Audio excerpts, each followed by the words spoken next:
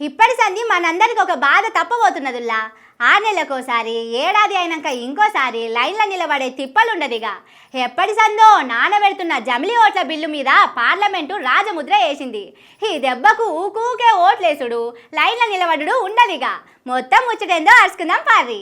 MLA ఓట్లు ఒడిసిపోయినాక 6 నెలలకు మళ్ళా ఎంపీల ఓట్లు, అవి ఒడిసిపోయి గోడలకు వేసిన పోస్టర్లు ఇట్లా ఊడిపోతుంటాయో లేదో జెడ్పీటీసీ, ఎంపీటీసీ ఓట్లు వస్తాయి. ఒక ఓట్ల పండుగ ఒడిసిపోయింది అనుకునే వరకల్లా ఇంకో ఓట్లు వస్తూనే ఉంటాయి. అయితే ఇప్పటి సంధి గిట్లా ఉండదు కావచ్చు.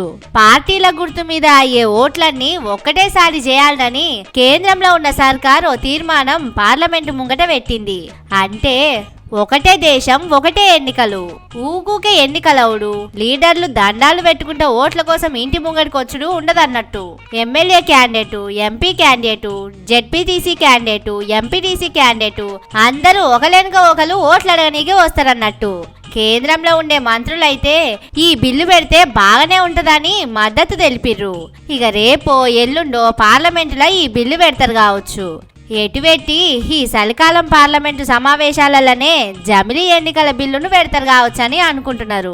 ఇప్పటిదాకా ఉన్న ఓటర్ లిస్టును మళ్ళొకసారి కొత్తగా తయారు చేస్తారట. అందాజ బట్టి చూస్తే ఇంకా 3 ఏళ్లకు ఈ జమిలీ ఓట్లు అయితే కావచ్చు. అయితే దేశమంతటా ఒకటేసారి ఓట్లేయాలంటే పెద్ద పనే ఉంటది.